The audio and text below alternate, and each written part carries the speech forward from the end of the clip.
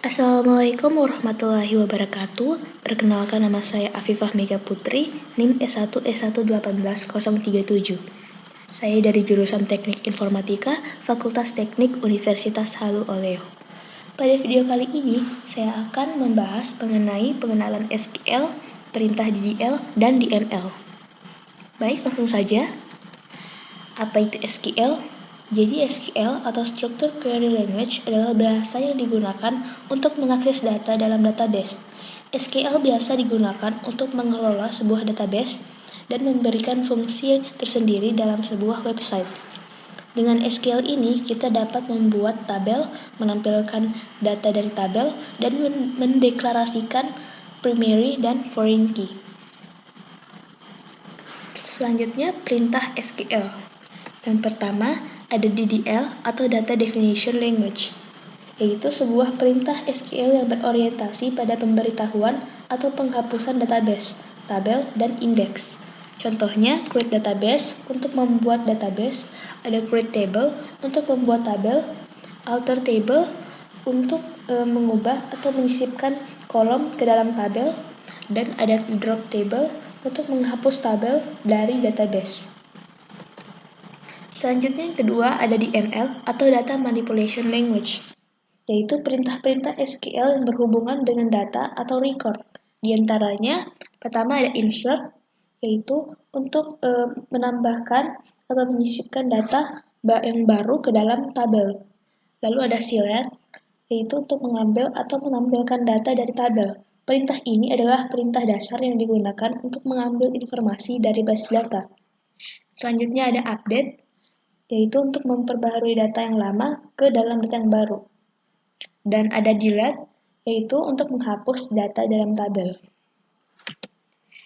Yang ketiga ada DCL atau Data Control Language, yaitu kumpulan SQL yang berfungsi untuk melakukan pendefinisian pemakai yang boleh atau tidak boleh mengakses database. Contohnya di sini ada commit, rollback, run, dan revoke. Selanjutnya, terakhir ada constraint. Jadi constraint ini merupakan batasan atau aturan yang ada pada tabel. Pertama ada not null, yaitu suatu kolom yang mendefinisikan dengan constraint not null. Kolom yang berfungsi sebagai kunci primer atau primary key otomatis tidak boleh null. Selanjutnya ada unique, yaitu mendefinisikan suatu kolom yang bersifat unik. Artinya antara satu data dengan yang lain, namanya itu tidak boleh sama, misalnya alamat email. Selanjutnya adalah primary key, yaitu sebuah primary key yang membentuk key atau kunci yang unik untuk suatu tabel. Dan keempat ada foreign key. Dia ini didefinisikan pada suatu tabel di mana kolom tersebut juga dimiliki oleh tabel yang lain sebagai suatu primary key yang bisa digunakan untuk menghubungkan antara dua tabel. Baik, langsung saja. Di sini saya akan memberikan tutorial SQL-nya menggunakan command prompt. Jadi yang pertama kita buka exam, lalu kita aktifkan yang dua ini. Selanjutnya kita buka command prompt. Lalu kita ketikkan cd exam mysql bin, lalu mysql bin p. Kita enter saja. Lalu untuk membuat database-nya, kita gunakan perintah DDL yang kita bahas tadi, yaitu create database. Misalnya di sini kita buat nama database-nya, misalnya database mahasiswa. 2 query oke, berarti database-nya sudah dibuat. Untuk melihat apakah memang sudah dibuat database-nya, kita bisa cek dengan ketikan show database titik 2. Nah, nanti akan muncul ini yang data kita buat tadi, database-nya, database mahasiswa. Lalu, untuk menggunakan database mahasiswa tadi, kita gunakan perintah use database mahasiswa titik 2, maka sini database mahasiswa tadi akan digunakan. Lalu kita akan buat tabel dalam database mahasiswa tadi. Jadi kita ketikkan perintah create table. Nama tabelnya misalnya sini langsung saja mahasiswa.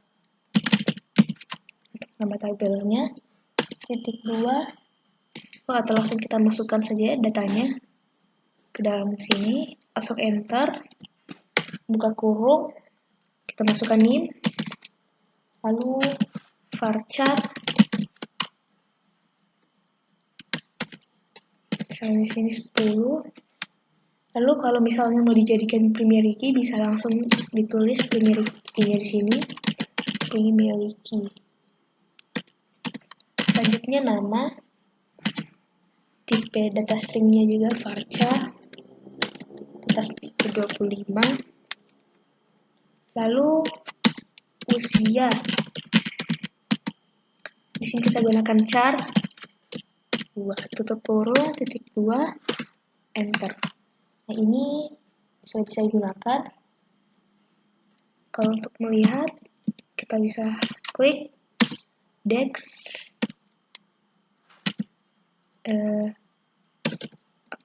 mahasiswa.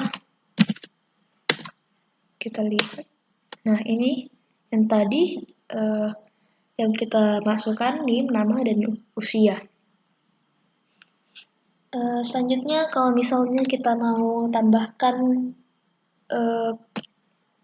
baris atau kolom dalam tabel ini, kolom tadi ini kita mau tambahkan lagi satu, misalnya jurusan, bisa kita gunakan perintah alter table mahasiswa add, misalnya jurusan, kita tambahkan jurusan, tipe data string-nya varchar 20. Misalnya jurusan kita mau simpan di bawah nama, jadi kita tulis after nama titik 2 enter. Nah, kalau kita lihat, kita cek desk mahasiswa. Nah, di sini akan bertambah jurusan yang tadinya tidak ada, sekarang ada. Lalu kalau misalnya kita mau hapus kembali yang jurusan ini, kita ketikkan perintah alter table mahasiswa, lalu kita klik drop column. Nah, ini drop column ini digunakan untuk menghapus kolom yang ini, jurusan tadi. Jurusan titik 2 enter. Jadi kalau kita coba cek desk mahasiswa, nah jurusan tadi ini sudah terhapus kembali. Oke, selanjutnya kita gunakan perintah dml.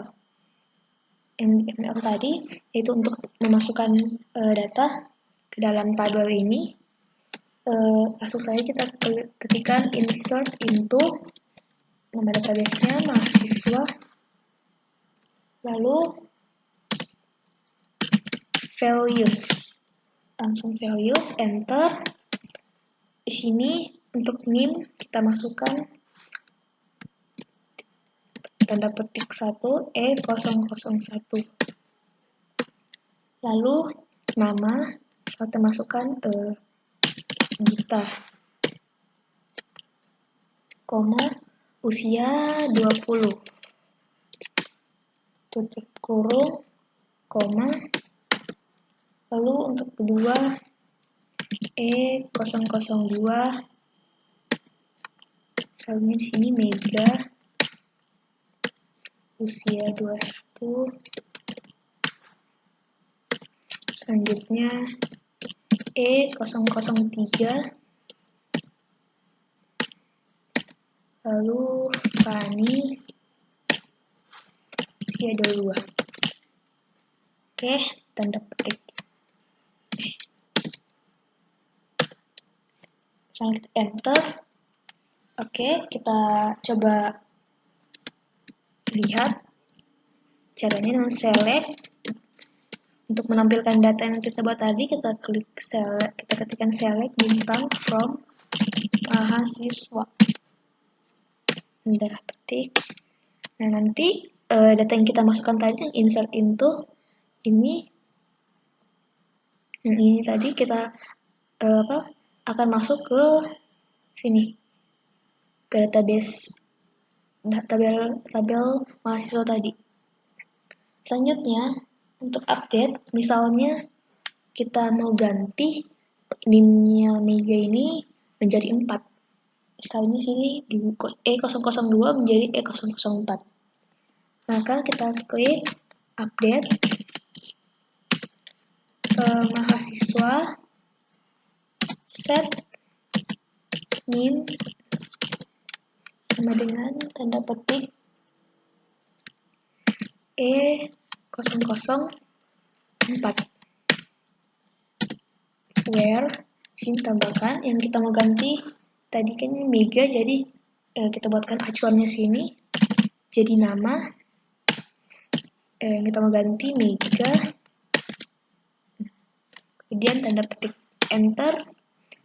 Kalau misalnya kita coba cek select bintang from mahasiswa, nah Mega tadi ini terganti NIM-nya menjadi E004, jadi dia urutannya paling bawah. Yang tadi 002, sekarang E004. Selanjutnya untuk menghapus, kalau misalnya kita mau hapus datanya Mega ini, kita ketikkan delete from mahasiswa where NIM sama dengan tanda petik yang ini E004. E004. Tanda petik, kita enter, lalu kita coba cek kembali. Maka yang E004 tadi ini yang atas nama Mega, datanya sudah tidak ada di sini karena sudah dihapus. Oke, baik, itu saja yang bisa saya jelaskan mengenai pengenalan SQL dan juga penggunaan perintah DDL dan DML. Lebih dan kurangnya mohon maafkan. Assalamualaikum warahmatullahi wabarakatuh.